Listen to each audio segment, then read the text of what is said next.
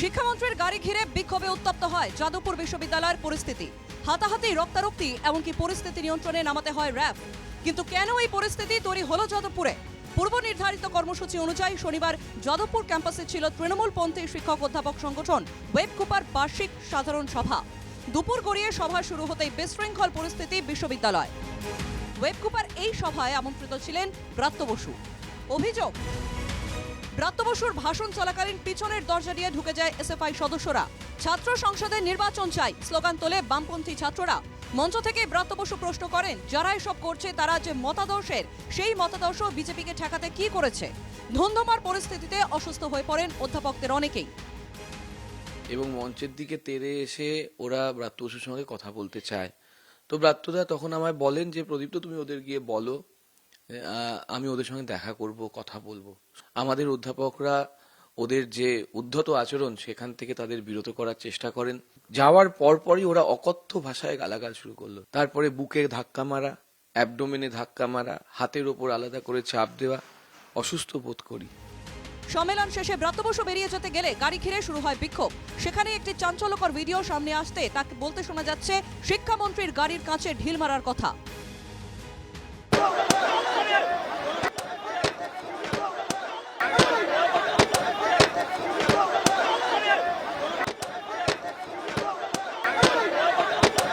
চিকিৎসা করালাম, প্রাথমিক চিকিৎসা, এক্সরে করা হলো, বাঁ হাতে একটা লেগেছিল।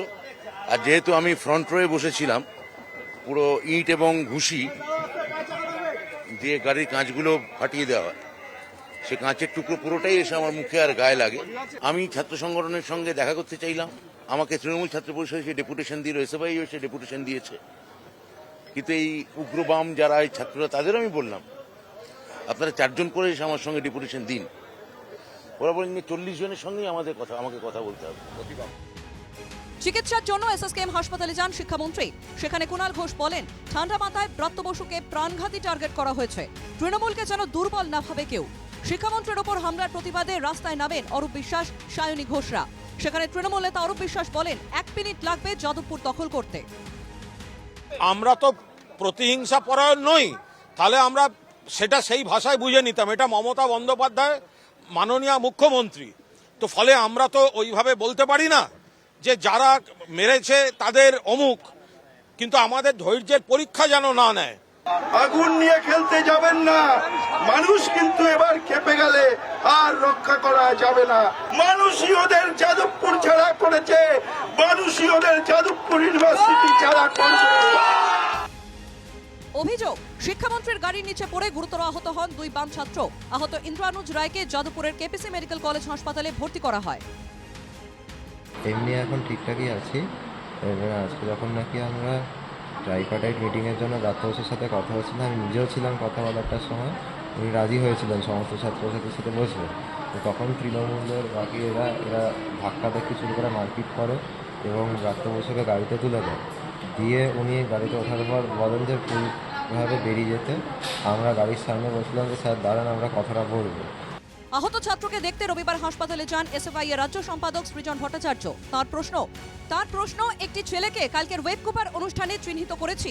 সে মধ্যমগ্রামের টিএমসিপি নেতা। সে এখানে বিশ্ববিদ্যালয় কি করছিল? তার মানে বিশ্ববিদ্যালয় বহিরাগত, গুন্ডা ঢুকিয়েছে শিক্ষামন্ত্রী। এই যে ছেলেটি কালকে থেকে সোশ্যাল মিডিয়ায় ঘুরছে, মধ্যমগ্রামের টিএমসিপি নেতা, যাদবপুর বিশ্ববিদ্যালয়ে web Cooper general meeting, annual general meeting, সেখানে মধ্যমগ্রামের টিএমসিপি নেতা কি করছিল? তার মানে বহিরাগত ঢুকিয়েছেন শিক্ষামন্ত্রী, নিজে এসেছেন, তার সাথে বাইরে থেকে বিভিন্ন ধরনের বীরপুঙ্গব গুন্ডা ঢুকিয়েছেন। তারা এসে যাদবপুরের ছাত্রদের উপর চড়াও হয়েছে। ইন্দ্রানুজ রায়ের আহত হওয়া নিয়ে সোশ্যাল মিডিয়ায় লাগাতার প্রশ্ন ছুড়েছে তৃণমূল। এক্স হ্যান্ডেলে খোঁচা কুণাল ঘোষের। গাড়ির তলায় ভয়ঙ্করভাবে পিষে যাওয়া এক্সট্রা রিপোর্টে কোনো ফ্র্যাকচার নেই। বিপ্লবী পোস্টার দাতারা একটু রিপোর্টটা পোস্ট করবেন প্লিজ। তা না করে শুধু আমি সোমা বলছির মডেলে মিথ্যাচারের নাটক কতক্ষণ চলবে? গাড়িতে হামলা, কাঁচ ভাঙা, জাতীয় পতাকা খোলা, ঝুলতে থাকা, বেয়ে ওঠার অসভ্যতার মধ্যে কেউ নিজে পড়ে যেতেই পারে। তারপর ভিকটিম কার্ড খেলে হামলা থেকে নজর ঘোরানোর নাটক চলতে পারে না। এক্সরে রিপোর্ট এখনো সামনে আসেনি। পেশেন্ট বলল যে আমি এক্সরে রিপোর্ট এখনো দেখিনি। তা কুণাল ঘোষ কোন জাদুমন্ত্র বলে দেখে নিলেন? কোন ফেক এক্সরে রিপোর্ট ওনাকে কে পাঠালো, কি তৈরির কারখানা থেকে উনি দেখে নিলেন, আমি বলতে পারবো না। বিকেল থেকে সন্ধে যাদবপুরে টানটান উত্তেজনার পর রাত 9:30 নাগাদ আচমকা আগুন লাগে যাদবপুর বিশ্ববিদ্যালয় ক্যাম্পাসে। তৃণমূল সমর্থিত কর্মী সমর্থক শিক্ষাবন্ধু অফিসে আগুন লাগানো হয়। অগ্নিসংযোগের ঘটনায় গ্রেফতার বিশ্ববিদ্যালয়ের প্রাক্তন ছাত্র মোহাম্মদ শাহিদ আলী। শনিবারের ঘটনায় দুতরফেই এফআইআর দায়ের করেছে। যাদবপুর থানায় 5টি এফআইআর দায়ের করা হয়েছে। মন্ত্রীকে বাধা দেওয়া, সরকারি সম্পত্তি নষ্ট করা ও অগ্নিসংযোগের অভিযোগে মামলা। একটি শ্লীলতাহানি, ছিনতাই ও বেপরোয়া গাড়ি চালানোর মামলাও দায়ের হয়েছে। Bureau report, NKTV Bangla.